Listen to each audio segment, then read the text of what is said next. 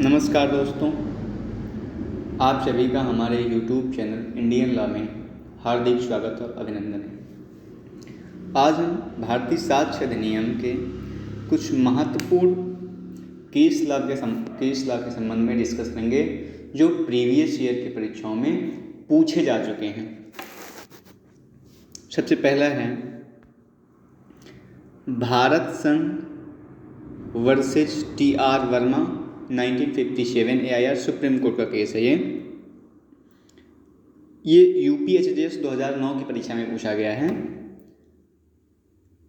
इसमें अभिनिर्धारित किया गया है कि अधिकरण के समक्ष जो भी कार्यवाहियां हैं वो न्यायिक कार्यवाहियों के अंतर्गत नहीं आती हैं। अब न्यायिक कार्यवाहियां क्या हैं, इसे दंड प्रक्रिया संहिता की धारा 2I में परिभाषित किया गया है। 2I के अनुसार ऐसी कार्यवाहियां जिसके अनुक्रम में साक्ष्य वैध रूप से शपथ पत्र के माध्यम से दिए जाते हैं वो सब न्यायिक कार्यवाहियां हैं।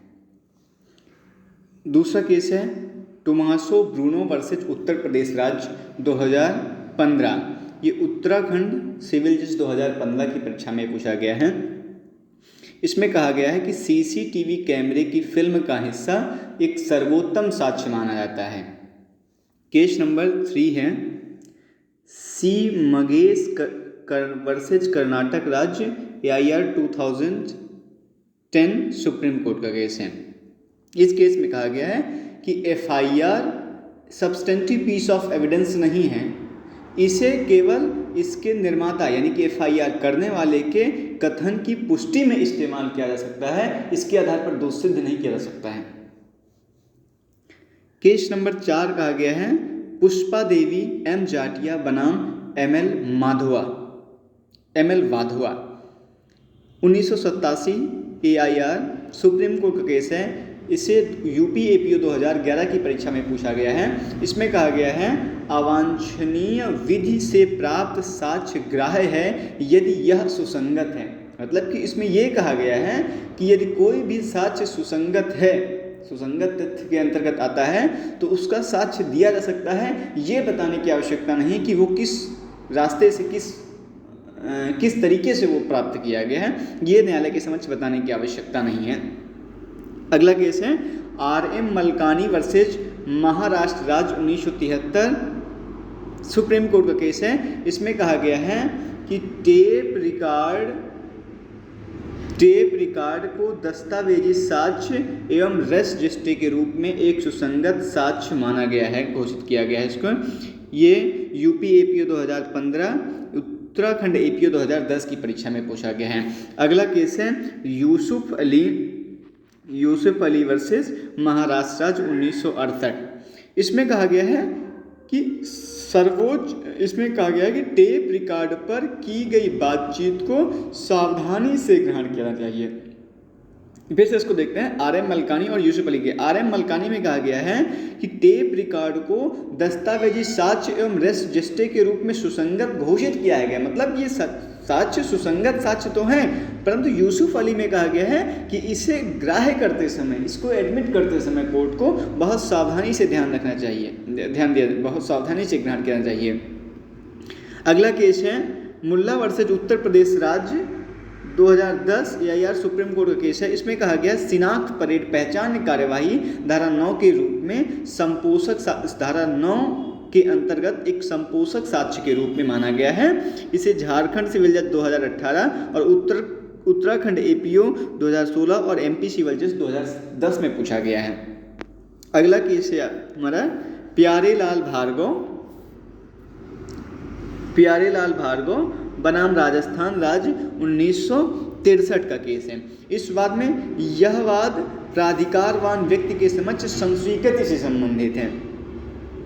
इसमें क्या कहा गया कि संस्वीकृति को विसंगत बनाने के लिए पर्याप्त है कि इसके बारे में प्रतीत होता है कि वह उत्प्रेरण आदि से प्राप्त की गई है, चाहे इस बात का सबूत न मिले कि वह उत्प्रेरणा आदि अभियुक्त तक पहुंची थी या नहीं पहुंची थी। तो ये प्यारेलाल भार्गव बनाम राजस्थान का राज्य है। अब आपको मालूम है कि भारतीय साक्ष्य अधिनियम की धारा 24 के अंतर्गत उत्प्रेरण, धमकी या वचन के द्वारा कराई गई स्वीकृति को विसंगत माना गया है, सुसंगत साक्ष्य नहीं माना गया है, उसी से संबंधित ये केस है। अगला केस है हमारा इंद्रलाल वर्सेज हरियाणा 2015 केस है सुप्रीम कोर्ट। इसे छत्तीसगढ़ सिविल जज 2017 की परीक्षा में पूछा गया है। इसमें क्या कहा गया है कि पुलिस अधिकारी के समक्ष की गई संस्वीकृति अस्वीकार है क्योंकि यह विश्वसनीय नहीं है। आपको मालूम है साक्ष्य अधिनियम की धारा 25 में जो है पुलिस अधिकारी के समक्ष की गई संस्वीकृति को सुसंगत नहीं माना गया है, वही बात जो है इस केस में कही गई है।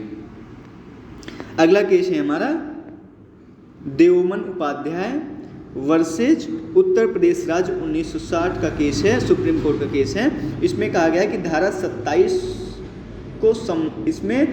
27 को संवैधानिक रूप से वैध ठहराया गया था। इस केस में इस केस में जो है धारा 27 को अनुच्छेद 14 के आधार पर चुनौती दी गई थी और अंतिम निर्णय था कि जो है उसे संवैधानिक रूप से वैध ठहराया गया था। अगला केस है स्टेट ऑफ बॉम्बे वर्सेज काठी कालू 1961 सुप्रीम कोर्ट का केस है। इसमें कहा गया है साक्ष्य अधिनियम की धारा 27 को संविधान के अनुच्छेद 20(3) के आधार पर चुनौती दी गई है थी तथा इसे वैध घोषित किया गया है तथा किसी भी व्यक्ति को इसे वैध घोषित किया गया था।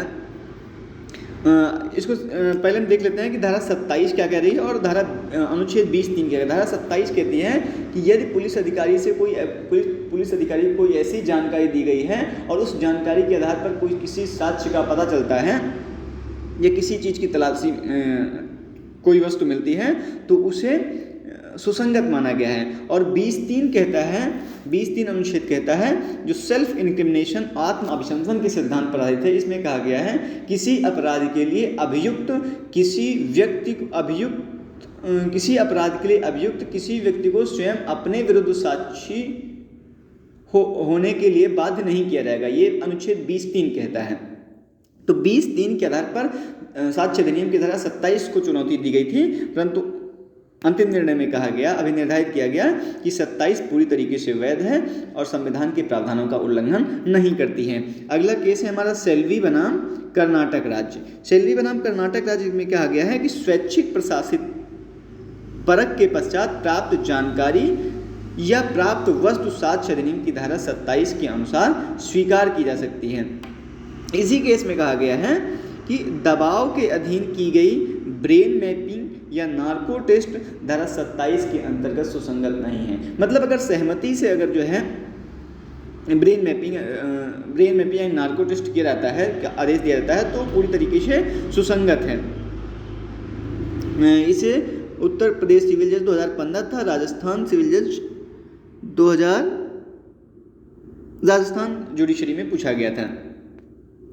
अगला केस है हमारा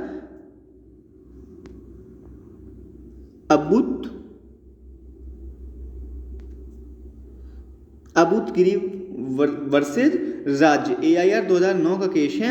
इसमें कहा गया है कि एसटीडी बूथ पर जहां अभियुक्त ने आपस में बातचीत की है उससे ली गई सूचना धारा 27 के अंतर्गत सुसंगत होती है। ये तो उत्तराखंड सिविल जज 2016 की परीक्षा में पूछा गया अबूतगिरी वर्सेज राज्य AIR 2009 का केस है। अगला केस है उत्तर प्रदेश राज्य बनाम सतीश AIR 2005 सुप्रीम कोर्ट का केस है। इसे उत्तराखंड सिविल जज 2012 की परीक्षा में पूछा गया है। इसमें कहा गया है कि अन्वेषण अधिकारी द्वारा साक्षी के परीक्षण में विलंब अपने आप में अभियोजन के वृत्तांत को संदेहास्पद नहीं बनाता है। अन्वेषण अधिकारी को विलंब से संबंधित प्रश्न किया जाना चाहिए। अगला केस है Palvinder Kaur versus state of Punjab 1952। इस केस में क्या कहा गया है कि न्यायालय के संपूर्ण कथन को या तो स्वीकार किया जाना चाहिए या संपूर्ण कथन को अस्वीकार करना चाहिए। न्यायालय ऐसा नहीं कर सकता है कि अपराध में अभियुक्त को फंसाने वाला कथन स्वीकार कर लिया जाए और निर्दोष साबित करने वाले कथन को छोड़ दिया जाए। मतलब तो पलविंदर कौर में क्या कहा गया, ये संस्वीकृत से संबंधित मामला है। इसे यूपी एपीओ 2021, यूपी एपीओ 2018 और यूपी सिविल जज 2006, उत्तराखंड सिविल जज 2012 की परीक्षा में पूछा गया है। अगला केस है साहू बनाम उत्तर प्रदेश राज्य। इसमें क्या कहा गया कि स्वयं से बात करके भी संस्वीकृति हो सकती है, संस्वीकृत को किसी अन्य को सूचित किया जाना आवश्यक नहीं है। अगला केस है हमारा उत्तर प्रदेश राज्य बनाम सिंघाड़ा सिंह। इस केस में क्या कहा गया है, जब अभियुक्त की संस्वीकृति सीआरपीसी की धारा 164 में निहित रीत से रिकॉर्ड नहीं की गई है, वहाँ मजिस्ट्रेट का मौखिक साक्ष्य यह सिद्ध करने के लिए कि इस प्रकार संस्वीकृत की गई थी ग्राह्य नहीं किया जाएगा। अगला केस है हमारा कश्मीरा सिंह बनाम मध्य प्रदेश राज्य 1952। इसमें कहा गया है कि सह अभियुक्त की संस्वीकृति सारभूत साक्ष्य नहीं है, केवल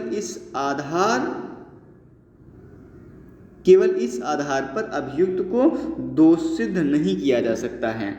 इसका प्रयोग केवल संपोषक साक्ष्य के रूप में किया जाता है।